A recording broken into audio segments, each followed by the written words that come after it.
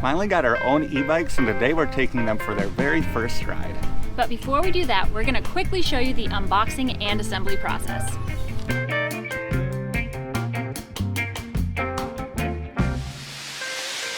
These boxes are a little bit bigger than I anticipated.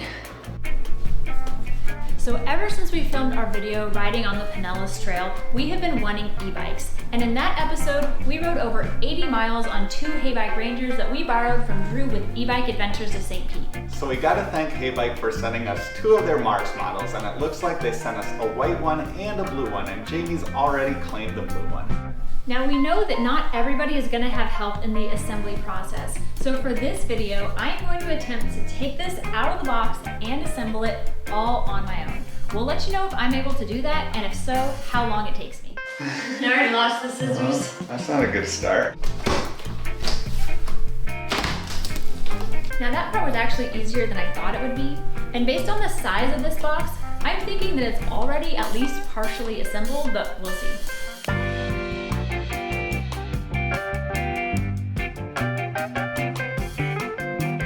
Making progress. Yeah. It's gotta be gentle. Maybe there's some instructions in here? Ooh, yeah. Oh, here's the pedals. Oh, I think this is the charger. Some tools and some instructions.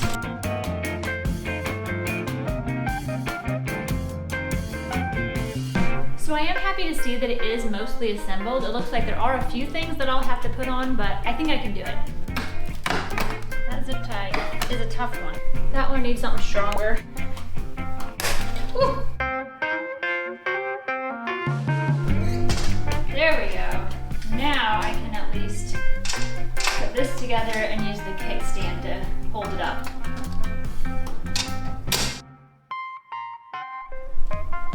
So this is actually a feature we were really excited about because initially when HeyBike reached out to us, they had offered some models that were not foldable, but unfortunately we live in a 1-bedroom apartment and let them know that we wouldn't have the ability to store them. And then they offered to send us this model, which as you can see is foldable, so it will take up less space in our apartment and we'll be able to take them with us in our vehicle whenever we film our videos around Florida. So far, that was the most awkward part, actually unfolding the bike. It should be a lot easier now that I can use the kickstand and just let it rest. I've got a few more pieces of foam to cut off, and then I think it'll be time to assemble. I do have a tip for removing all of this foam, and that is just to be really careful when you're cutting it off, because a lot of times it is wrapped around little wires, and you don't want to accidentally cut one of those wires. Looks like a bike. It looks like a bike, but it would not function as one yet. Stay. Tighten. The instructions tell you to command it to stay. Yes, it said it would actually help a lot if you tell it what you want it to do. All right, here we go. The handlebars need to be aligned with the tire, and then I need to tighten it. There, I think it's aligned. Put it perpendicular, but then they move. This is hard with one person. So I've been at this for about 30 minutes and the handlebars were giving me a little bit of trouble, so I tightened them as much as I could with the Allen wrench that they give you, but unfortunately the tire still wasn't moving with the handlebars, so I did have to have Skylar step in to tighten the handlebars as much as they could be tightened. But now they are tight and they move the tire. Now it's time for the seat, and I'm pretty sure this is going to be easier than the handlebars. Much easier than the handlebars. They are very clearly marked, so that is nice.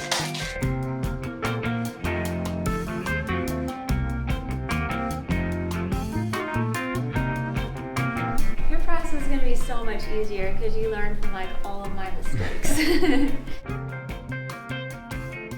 There we go.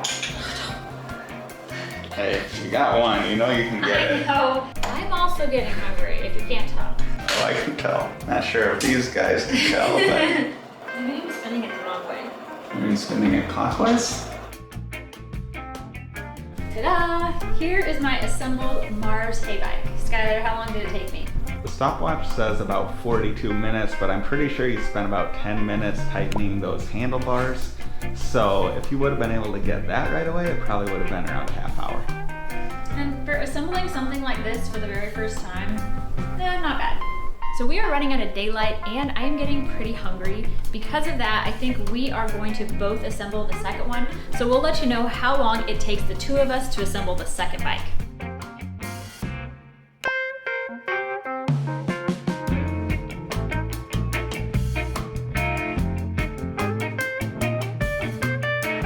Well, that was much faster already.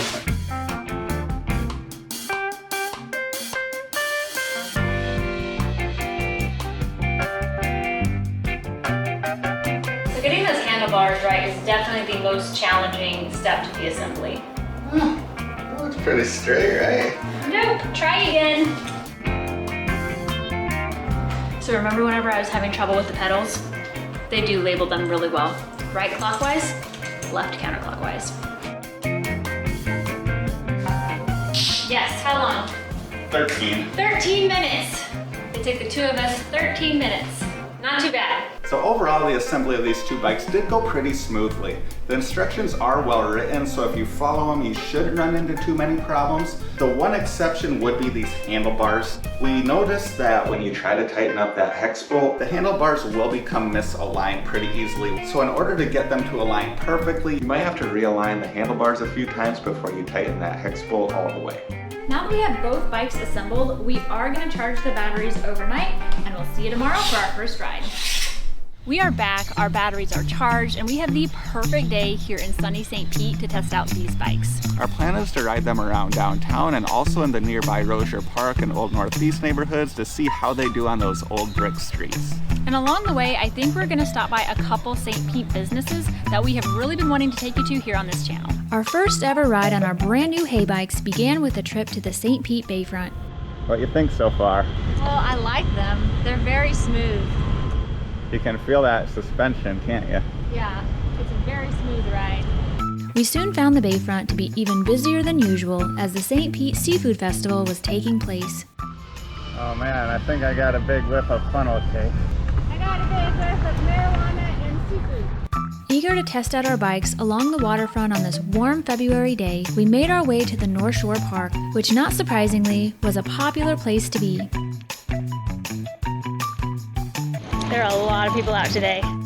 As we had anticipated, the bikes rode nice and smoothly along the well-maintained concrete bayfront paths. Through the park down here, I haven't even been using any pedal assist, and it's been really nice. Having passed the first part of our test ride with flying colors, it was time to test our HeyBikes on some more challenging terrain. So Old Northeast is just north of downtown. It's an older neighborhood. It's got older homes, a lot of oak trees. It's just really pretty. And it also has a lot of these brick streets, which I think these bikes are doing great on. We love this area of town, but we didn't have it much in prior videos because we hated riding our scooters on these brick streets. Yeah, these would be terrible on our scooters. They'd be rattling apart. Yeah, like I wouldn't mind riding on brick streets for a long period of time on these. If you're watching this video because you're considering purchasing a HeyBike of your own, we'd like to let you know that we are a part of the HeyBike affiliate program. If you use the link in the video description to purchase a HeyBike Mars or any other HeyBike model, it will help to support our channel with no extra cost to you. And if you're not quite ready to buy your own HeyBike but would like to take one for a spin right here in St. Pete, then be sure to contact Drew with E-Bike Adventures. So we are going like 50 miles per hour right now, and these bikes are riding really smooth. It's pretty impressive. Now that we tested these bikes out on the rough brick streets of the historic Old Northeast neighborhood, we figured we'd add some hills to the mix. This would take us to another historic St. Pete neighborhood on the other side of downtown. But first, we had a detour to make. We do have some more biking to do, but first we need to go grab something to eat. Our afternoon food stop took us to the Albert Whitted Airport, which is home to one of the most unique dining destinations in all of St. Pete. Here at the Hangar Restaurant and Flight Lounge, guests can watch small aircraft take off and land while enjoying breakfast, lunch, or dinner, or a drink from their full bar. We decided to sit outside where we'd have the best view of the planes, although the views were obstructed by the temporary seating that had been put up for the upcoming Grand Prix of St. Pete. Even so, we both really enjoyed the atmosphere. Skylar ordered the Hangar hamburger, which came covered in caramelized onion, bacon jam, and melted brie, and I went with the salmon melt special, which came with a side of the Hangar's homemade chips. Both entrees were very good, but the star of the show was not surprisingly the Hanger's signature burger. I was also a big fan of this strawberry basil mojito, and Skylar was able to find a good craft beer on tap as well. The hangar is closed through March 7th for the St. Pete Grand Prix, but will resume its normal hours of 8 a.m. to 9 p.m. daily thereafter. Now that we got some food, we're gonna ride around Rozier Park, grab some dessert, and then we'll tell you about our first impressions of the HeyBike Mars.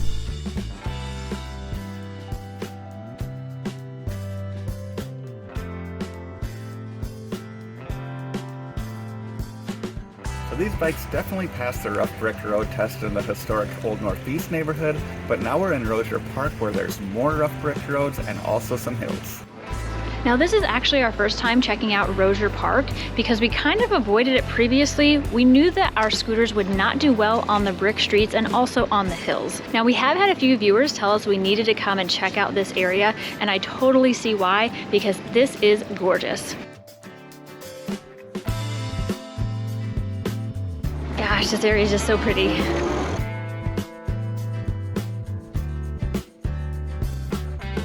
Skylar's now considering buying a little house in Rozier.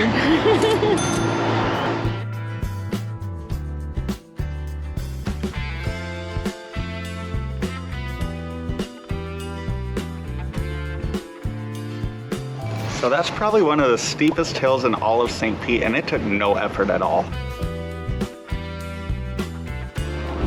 We do not see many hills here in St. Pete. We know these are baby hills, but they're still exciting. Oh my gosh, so that was like super easy to pedal just on one speed. Now previously, Skylar never would have gotten me to bike around a hilly neighborhood like this before, but on these bikes, it is so easy and actually very enjoyable. There's more hills over there. Now that we've tested our HeyBike Mars E-Bikes on the bumpiest and hilliest streets that St. Pete has to offer, it's almost time to tell you about our overall first impressions. But first, there's a brand new dessert spot in downtown St. Pete that we just have to check out.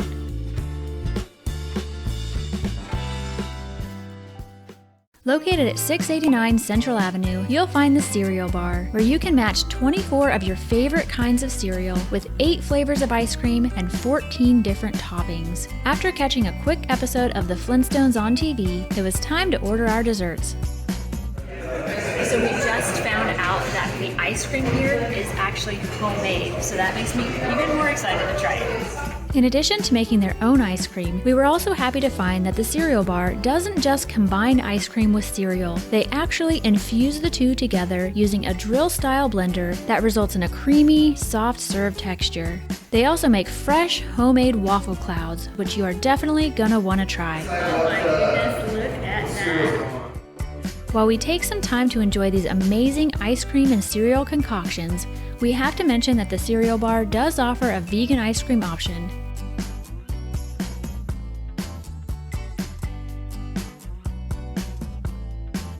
I'm really glad we ended up trying that waffle bubble cone. Yeah. I'm really glad we ended up trying that waffle bubble cone because it is amazing. We both loved the Cereal Bar and thought it exceeded our expectations while bringing something new and unique to downtown St. Pete. But now it's time to get back to the bikes. We finally made it back to the apartment after riding around for practically the whole day, and to be honest, we were not planning on being out and about for that long. No, we did end up riding over 10 miles, but we were really impressed that by the time we got back, we both still had full bars on our batteries. Now there were a lot of things that impressed us about these e-bikes, but there's one thing that sticks out to me as a negative, and that goes back to the assembly process. For me, it was really challenging to get the handlebars properly aligned and tightened. It was something that was much easier with 2 people. The only other thing I didn't love about these bikes has to do with the pedal assist levels. Now these bikes come programmed with 3 pedal assist levels, and the first one starts at 10 miles per hour, which I think we both thought was a little bit too fast. We ended up having to brake a lot, especially when we were driving around areas with a lot of pedestrians. But I do know that you can actually reprogram those levels. We just haven't had a chance to do it yet, but once we do reprogram them, it shouldn't be an issue in the future. We also want to talk about some of the things that we loved about these e-bikes. Now, the thing that stands out for me is just how easy they are to ride. We've only ridden e-bikes one other time, and honestly, I thought it would take me a little while to get used to it again and to figure everything out, but it came back so fast because they're just so user-friendly. And my favorite thing about these bikes has to be the smooth ride. You can tell they really have some good suspensions, and we rode around for miles on those uneven, bumpy brick roads today, and it really never got uncomfortable. Now, these bikes are also made to go off-road, and we didn't really get a chance to test that out today, but we do have a bike trip planned in the future where we do plan to bike several miles off-road, so we'll be able to tell you more about the off-road performance as well as the total range of the bikes in that episode. So if that's something you're interested in and you're not already a subscriber, make sure to subscribe so you won't miss it. So in summary, we love these e-bikes. Yeah, and we haven't even taken them off-road yet, which is where I'm pretty sure they're really gonna shine. I think it's safe to say that you're probably gonna see more of these e-bikes in many of our future episodes. We'll see you next time.